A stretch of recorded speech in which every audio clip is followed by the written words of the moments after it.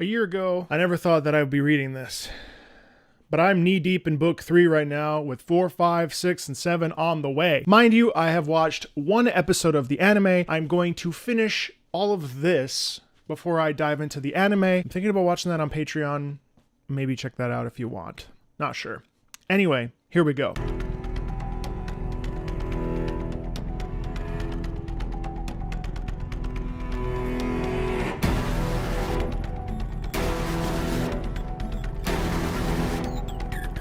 It's such a cool thing to start this way.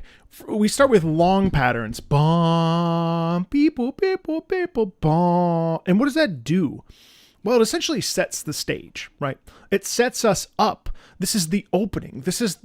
We wouldn't just jump into a piece and have it go from 0 to 60. That doesn't work. What we need to do is slowly build into something so that when we cross into the heavy parts, they make sense.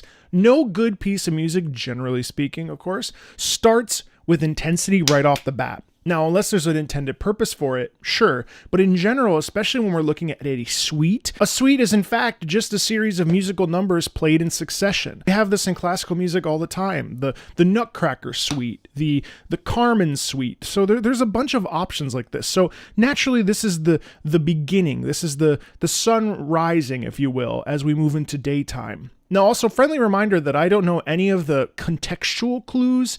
I'm just going to base all of this off of the music. Now, I understand some of the characters of Attack on Titan right now, obviously, but I don't know the musical connections because I haven't watched the anime yet.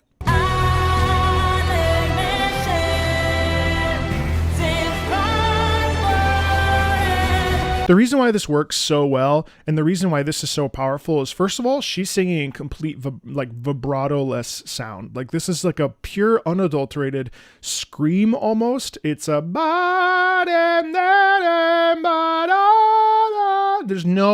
it's all like in the front of the mouth. It's very visceral. On top of that, we have all the other instruments moving in unison with her. Now they are moving in harmony, but they're moving in unison in their respective pitches. It's incredibly effective, by the way. Having something be so unisonly moved means that it's a little bit more of a punch. Whoa, that's some interesting crunch on the way that cello is being played.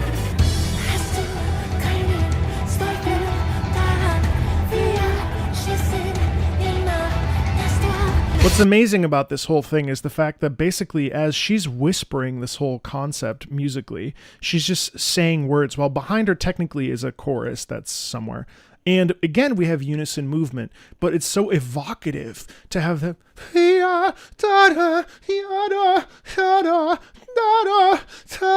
and all it is just da-da. It's just two notes, right? But it's so evocative because there's all this breath in between. There's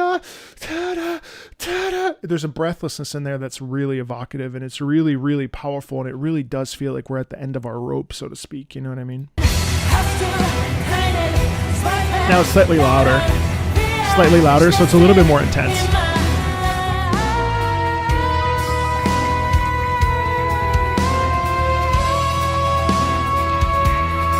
So let's talk about that. That phrase structure is pretty incredible. So she moves up through the notes, up through the scale, up into the upper register. It's all head voice. And now if you don't know that, it's all chest voice, I should say. And if you don't know the difference between head voice and chest voice, everyone has this. Chest voice is literally the lower half of the staff. The lower part of the voice is almost always in chest voice. It's also where our chords vibrate slower. As we navigate through this area in the voice called the passaggio, we tend to get a little bit more narrow because usually there's a flip. Especially this happens especially in men. Baritones and tenors and basses. Women have it less so, but they tend to swap into head voice a little bit easier. It's a little bit more natural. With men, as we switch into head voice, the difference is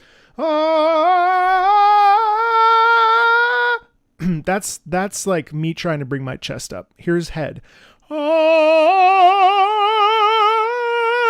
That's when I switch into head voice, and that's a mixture of actually both. That would be the idea of a misto mix.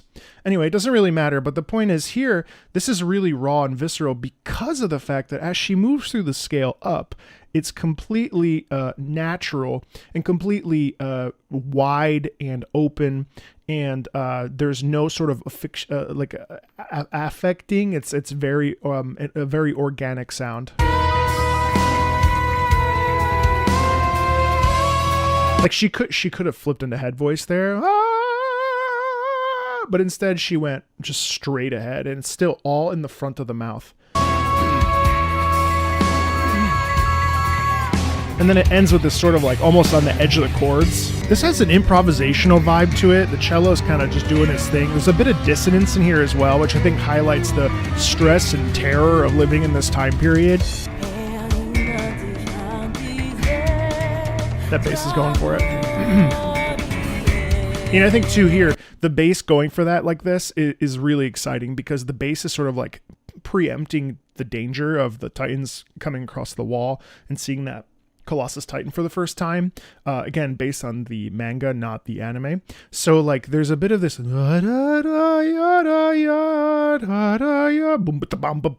the bass is really like emphasizing the fact that there's a danger ahead, and even the micro movements here, a lot of sharp and flat movement as we move up and down the scale with her singing.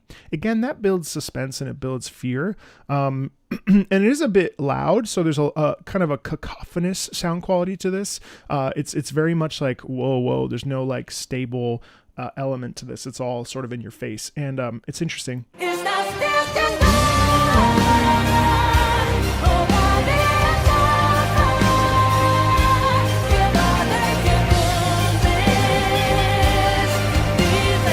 I got goosebumps.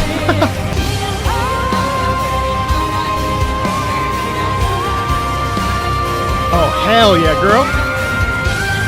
There's some nice flip into head voice. So what's sick about all of this, and you know, this is such an incredible little piece of music here, and the reason why it works so well, in my personal opinion, now having read the manga, is the fact that this music really deals with the devastation that these Titans cause, you know, especially with Wall Maria. And the other thing is that this also highlights Aaron's natural frustration with his life, and also the complex relationship that he now has to come to terms with, right? He is at a loss. He's lost everything. We don't know where his dad is. And please don't spoil anything for me, because I'm really excited about this series, and I've never read a manga in my life, and I'm like knee deep in it right now.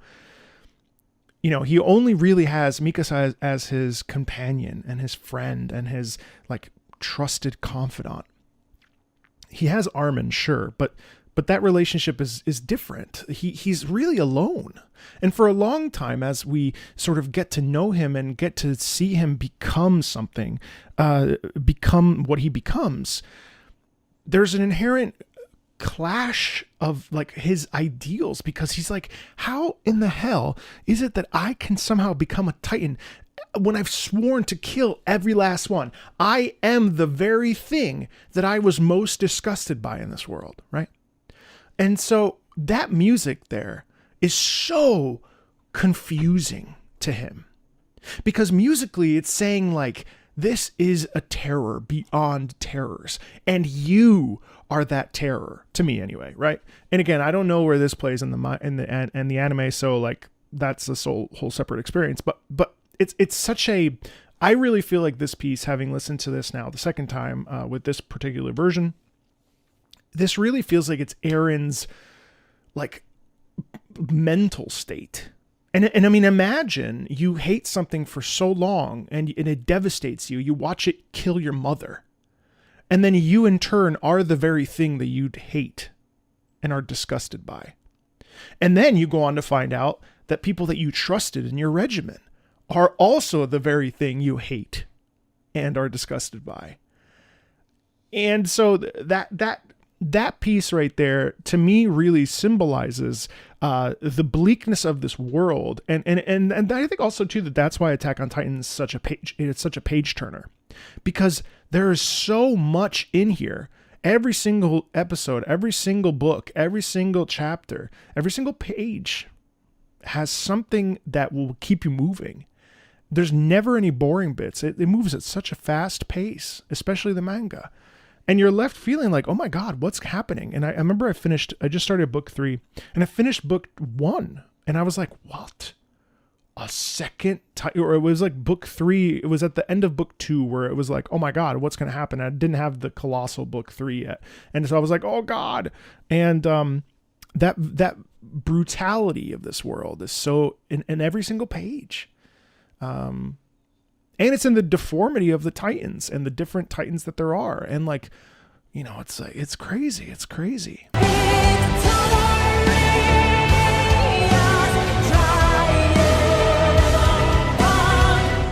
Amazing stuff technique-wise here with that cello. Just sliding down, really manipulating the cello to make it feel uncomfortable, make it sound like something alien and unnatural.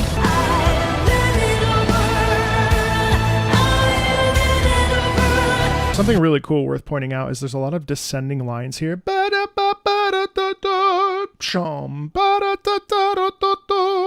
Those are really usually typically in singing declamatory statements. They're statements that are very direct, very upfront, very confident, very just direct, really, like I fucking hate you right now, or what the hell is going on? Well, that's a question, but you know what I mean. There's a real sense of like, when we descend, it's usually to a period, and when we go up, it's usually, especially in speech, I mean, the difference between like, hey, make sure you like and subscribe, versus, hey, make sure you like and subscribe, that goes up.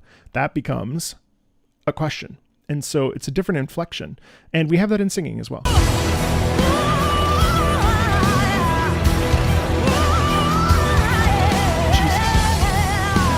Something really cool about this too, by the way, not to stop too many times because it's a long 18 minutes, 40 seconds. But what's really cool about this particular singer is, first of all, she is insanely good, and her voice is so rich in texture. It's a very mezzo-y texture, mezzo-soprano sound quality. But the other thing that's really worth pointing out is the fact that this is really a much more internal piece, and it's a lot more of a sort of deducing questions or deducing answers or coming to a decision about something. It feels much more like a processing piece rather than like a shouted piece or an emotional outburst. Even though like the soundscape around it is quite large, I would say what's really happening here is we're focusing in on all this vocalism, ooh, right? All that's really for mental effect, to make us feel like, wow, like we're thinking about something, you know. And this could be like deciding to do something, or deciding to take a stand, or deciding on, you know, there were some words there that sounded like they were about loyalty. So maybe this is a song about Mikasa, or like, you know, it's a song about Armin stepping into himself and deciding that he's going to commit to really owning who he is and not being afraid all the time, right? Like there's a couple things in here that really stand out to me from a vocal perspective and from a musical perspective that would lead one to believe that it's a internal battle rather than an external battle. Yeah. Heavy on that piano with the drums around it. And something worth pointing out is the lower register. I said not too big. Not everything has to be big, and then it's like massively loud.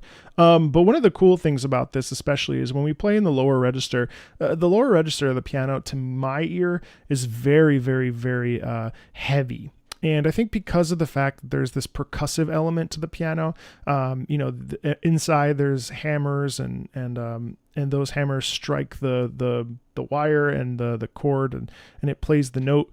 And there's a real element there of hit, and in the lower register especially, we really do feel that much more than in the middle or high register, which feels much lighter, much more innocent, much more childlike, much more feminine. The lower range here is very heavy, and it tends to be very dark, and the sound quality is very rich. And so it's an interesting thing to have a theme like this, which feels like some sort of a battle theme or like a conflict, and to have it be in the lower register rather than the middle high, because those sounds are all different. And if you ever sit down at a piano, just like fiddle with it a little bit, and you can hear how the lower register is obviously a bunch more menacing. And it's just repeated.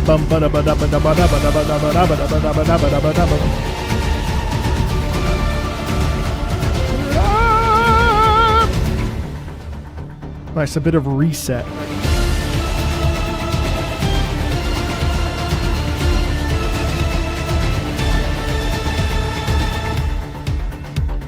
Resetting.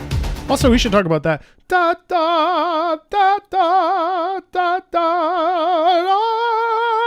something to think about there too is da da going down, da da going down, but different notes. Da da da, sustaining, right?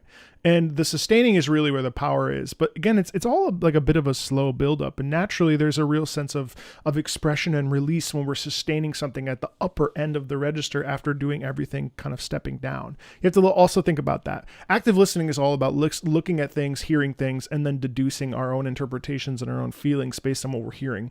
It's a totally valid way and an encouraged way to look at music.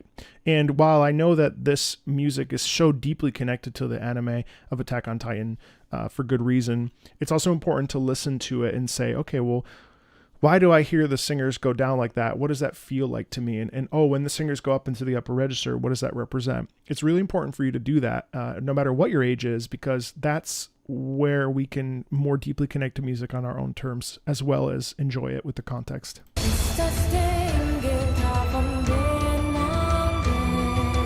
You know how I said earlier that I thought that was Aaron's theme? I actually think that's wrong. I think that theme is the theme of the Titans, and I actually think that this theme is Aaron's theme, because this is really like a coming to terms with things theme. You know, there's a way that it's written where it really does feel dissonant and somber, and I think that ultimately the music in this really leaves us with a sense of like, what is happening?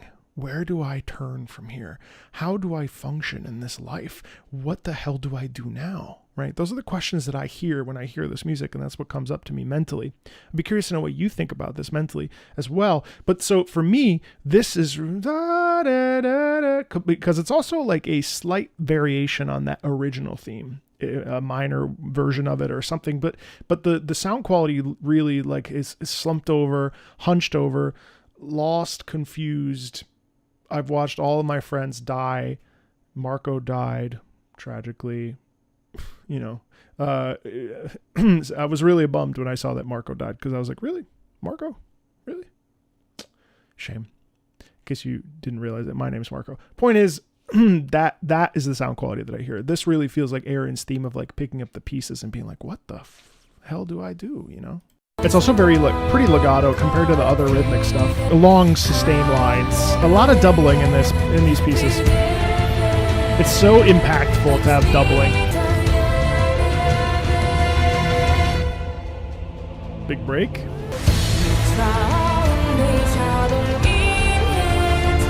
Wow.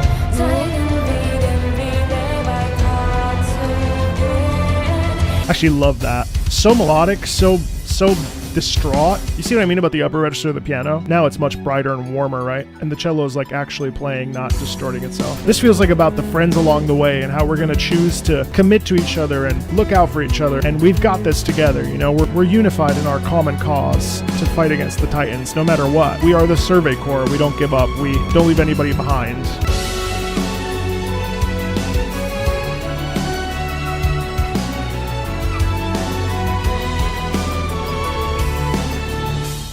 It's nice to see the French horn get... The French horn so rarely gets to be front and center, so it's nice to have... The French horn is such a warm sound, such a pure, honest sound. It's such a... just the tone quality is very inviting, and it has a delicacy to it, despite it being like a pretty loud brass instrument. There's the texture of it is very gentle almost, and it's it feels almost like wind, or I don't know, probably the like closest thing to sounding like love in a musical instrument, possibly. Same with the acoustic guitar in different ways. It's a very pure, honest sound. I think because of its bright woodiness.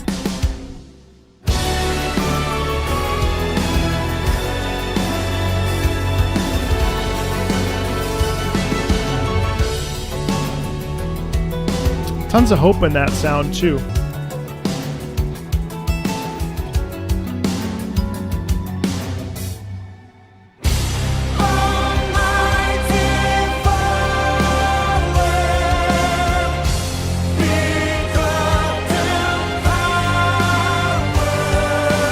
Again, unison is big in this. Whole suite, unison is the key thing I think that I've heard the most.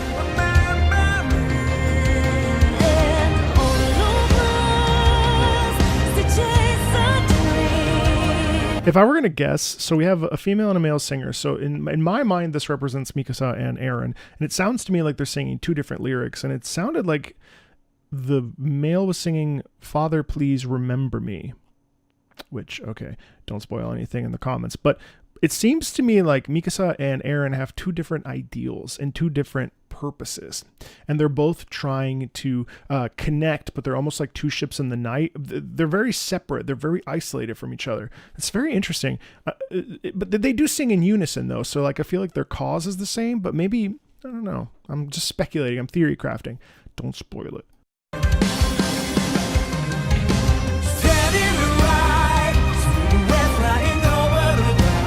The same motif.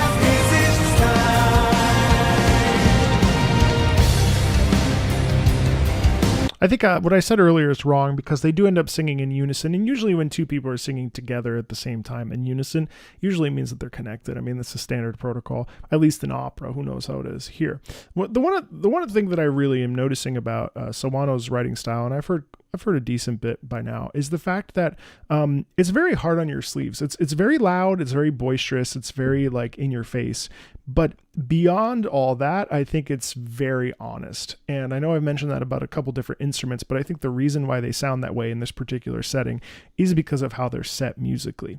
One of the things that Sawano does incredibly well is that Sawano really like lets you feel the emotion right away. It's a very instinctual thing. I think there are plenty of composers that have done this in the past who are really like, here's the emotion I want you to feel, now go feel it. A classic example for the opera world, if you're interested, is Giacomo Puccini. He wrote La Bohème, Tosca, Madama Butterfly, Fanciulla del West, other stuff. And he's the type of composer that you instantly connect with the characters because of how the music guides you. And it's a wonderful magic trick that composers learn how to do. They learn how to allow you to feel and to connect to music and to people through that music. And I think Sawano is a very modern and wonderful example of that. Now, it's a bit louder and a bit different instrumentation, but the main scope here is, and any composer worth their salt would say that this is the main scope, is to write music that moves people. And I think that Sawano does it incredibly effectively, in multiple different ways.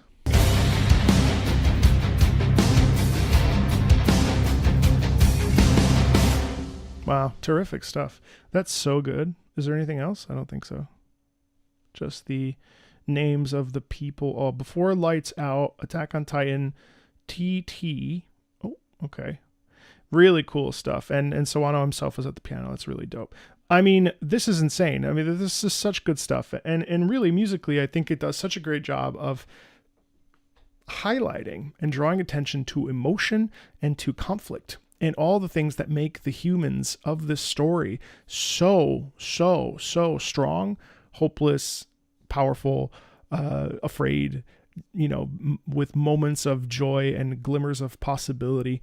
And it's incredible stuff. And the music, I think, also aids it. I think it's such a good story. This manga has been incredible, and I'm honestly so obsessed with it. It's not even funny. Like, I bought all the Colosso books. Like, I'm in, and I've never been into anything. I've never made it past a couple episodes of a show. So this manga is really keeping me invested, and I'm excited to talk about it with you once it's done.